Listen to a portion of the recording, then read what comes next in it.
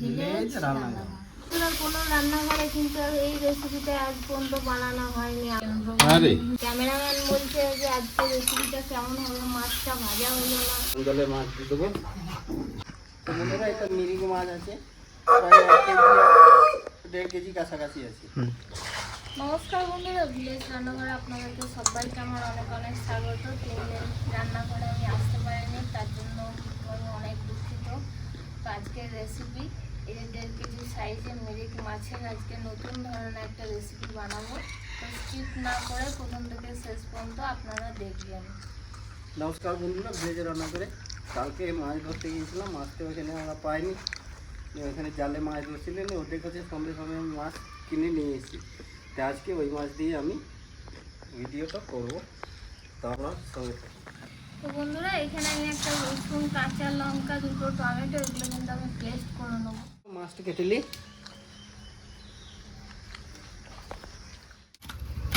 মাছটা ভালো আছে না, টাটকা একদম। তো বন্ধুরা, এটা মিরিগ মাছ আছে, বলতে ভুলে গিয়েছিলাম। মিরিক মাছ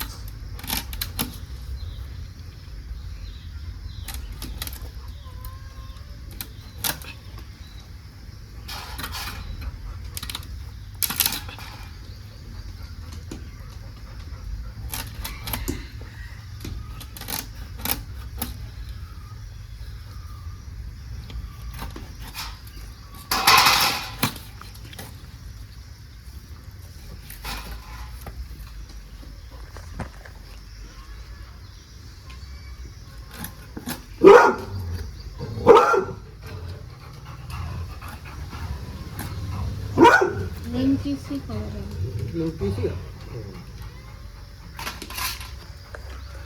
এই আমার চলে এসছে কেন্দ্র বাইনি।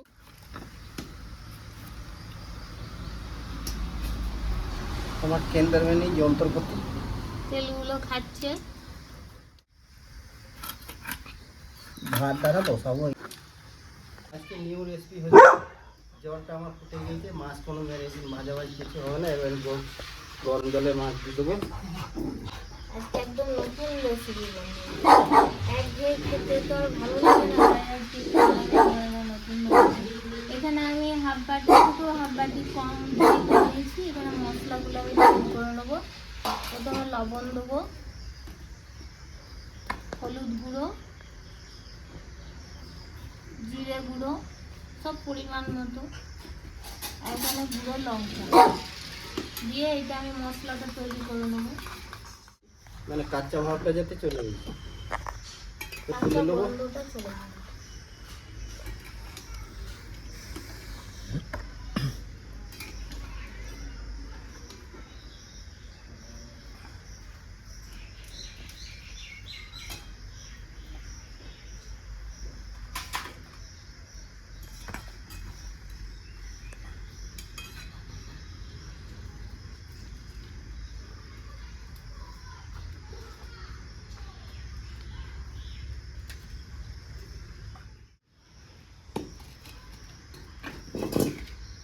রান্না করে জন্য এই কড়াইটা বসিয়ে দিচ্ছি।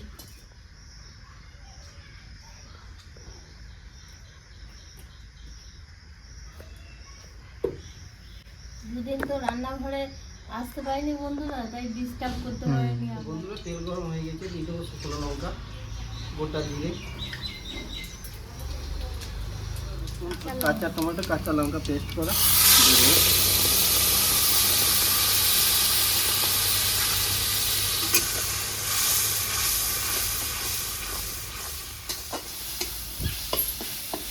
বন্ধুরা, মশলাটা আমার ভাজা হয়ে গেছে, এরকম দেবো।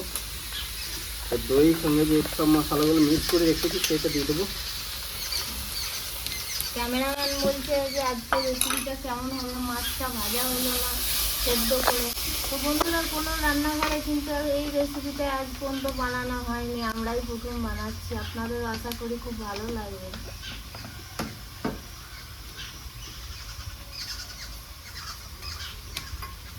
তো বন্ধুরা, বাকি দিয়ে জলটা আমার দিয়ে দেবো আমি।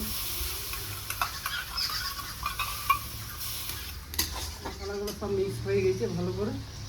এবার আমি এখানে দেবো সর্ষে বাটা, ছাগনা করে নেবো। সর্ষের চোকাগুলো তাহলে করবে না। বন্ধুরা এবারে আমি মাছ দিয়ে দেবো।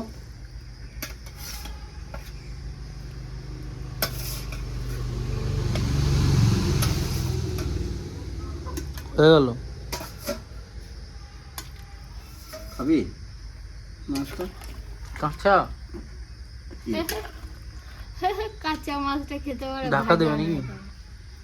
ঢাকা দেবো না, 3 মিনিট আমি ভালো করে ফুটিয়ে নেবো, তাহলেই আমার রান্না হয়ে যাবে।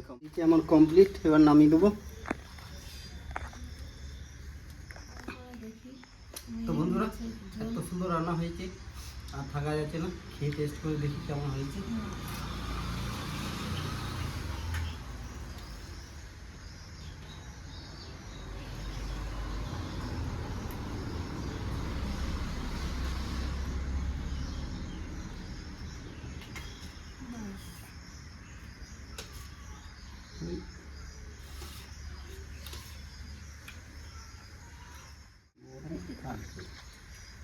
মাছটা খেয়ে দেখি আগে কেমন লাগছে।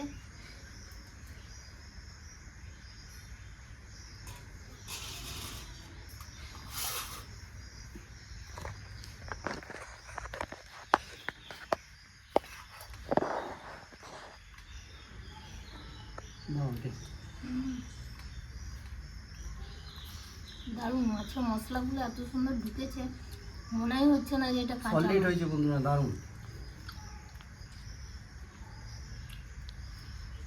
কাঁচা মাছের রান্নাটা এত সুন্দর হয়েছে, মনেই হচ্ছে না যে এটা কাঁচা মাছের ঝোল। তো বন্ধুরা আপনারা এভাবে বানাবেন এই পদ্ধতিতে, ঘরোয়া পদ্ধতিতে এই রান্নাটা হয়ে যাবে কম উপকরণ দিয়েই। তবে খেয়ে দেখুন কেমন লাগছে, কমেন্টে জানাবেন। সুন্দর সুন্দর কমেন্ট করবেন, আর সুন্দর সুন্দর আমরা রান্না দেখাতে পারবো। তো ভিলেজ রান্নাঘর চ্যানেলটিকে ফলো করবেন, সাপোর্ট করবেন, আর বন্ধুদেরকে দেখার সুযোগ করে দেবেন।